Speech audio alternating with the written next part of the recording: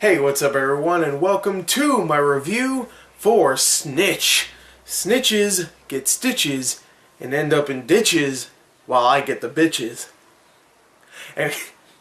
Anyway, this movie of course stars Dwayne "The Rock" Johnson, or as, people should call him now, Dwayne Johnson. He's an actor now, even though he went back to WWE, so I guess he's Dwayne "The Rock" Johnson again? I don't know, whatever. Anyway, Dwayne Johnson is in this movie. It's about a guy that's trying to get his son out of jail by trying to bust some drug dealers, and I'll get more to that in the story. But I was actually really looking forward to this. I thought this, the trailer itself actually looked pretty decent. It didn't look like a generic, crappy little movie. And hell, I love Dwayne Johnson. I do. I really like him so much. I love Johnson.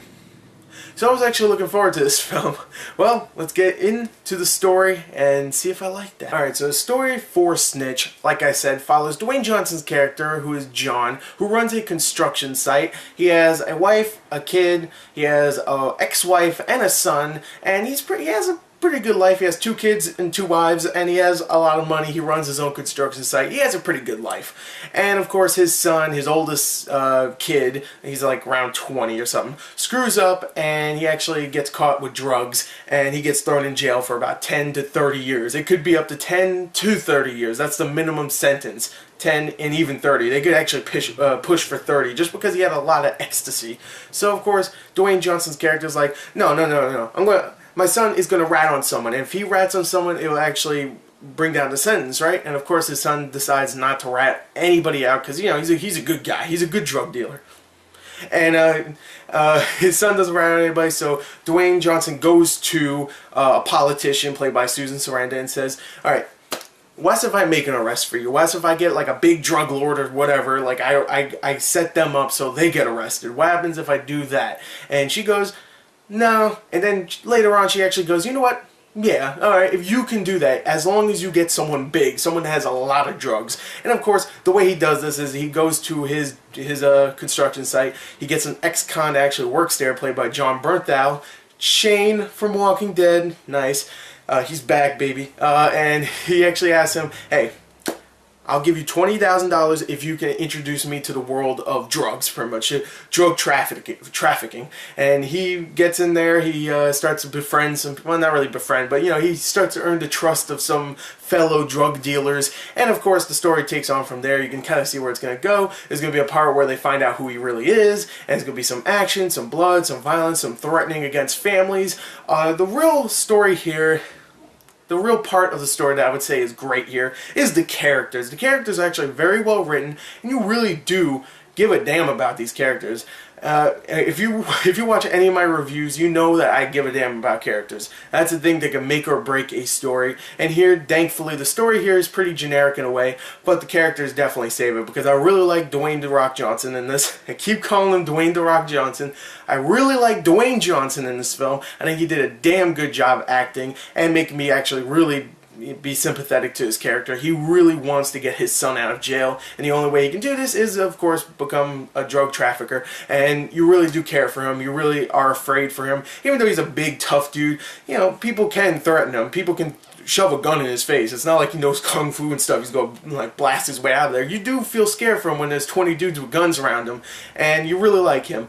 Jon Bernthal's character you really do like too. He also has his own family and his own problems, and you do feel for him, even though he's that ex-con that he'll throw a gun into someone's face because they screwed with him. I mean, they screwed with him, in a way. But you do care for his character. You really like him. He does a great job here, acting wise. Everybody else does a great job too. The 2 wives that play the 2 women that plays the ex-wife and the wife in the film do a good job here. The kid, I can't remember his name, the guy that plays the kid, who is of course in jail, did a really damn good job.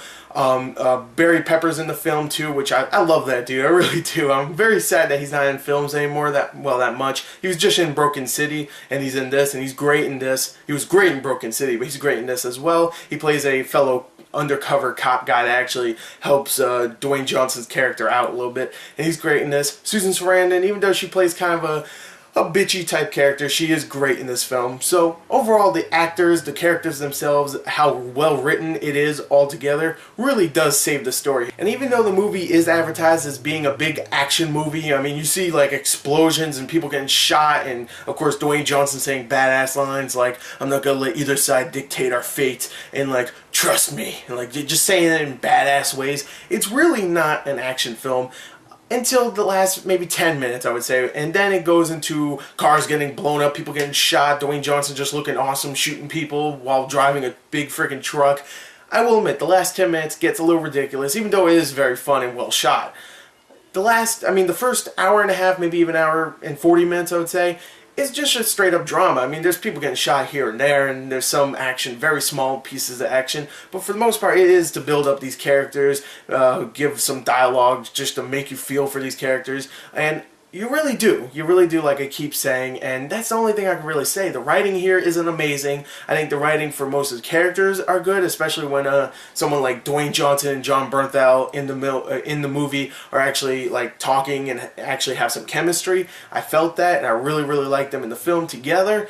But I wouldn't say the writing for like the story, like I keep saying, it's pretty generic. The story writing itself isn't amazing. But you know what, I think the direction here is good. I think the acting is damn good. I think the characters are really likable, very memorable. And for the most part, I really enjoyed Snitch. Now, it's not the best movie. It does have its slow parts in the film. There's some parts that just, like some scenes that just go on way too long. Just scenes of them showing things. I don't even want to spoil it, but there's just parts where they're just like oh, look at all this stuff or something. It goes on for like 30 seconds. You could cut that down. We didn't need to see all this stuff. But for the most part, I think it does do a damn good job. Also, one other negative, the main villain of the film, played by Benjamin Bratt's character, which I didn't even mention him. He's actually pretty good in the film. He's barely in it, though, and you don't really feel like he's a villain. I mean, you see him enough in the trailer to think he's going to be the villain. He really isn't the villain. There's no real big villain in the film. Maybe jail, that's the big villain, because, ooh, you don't want your kid to be in jail. You got to get him out of there. So, yeah, he's not all that menacing, but he does a good job, you know, for what he has. So overall, I think Snitch definitely deserves a 33 out of 40. I really very much enjoyed it. So overall, I liked it. 33 out of 40. Thank you and goodbye.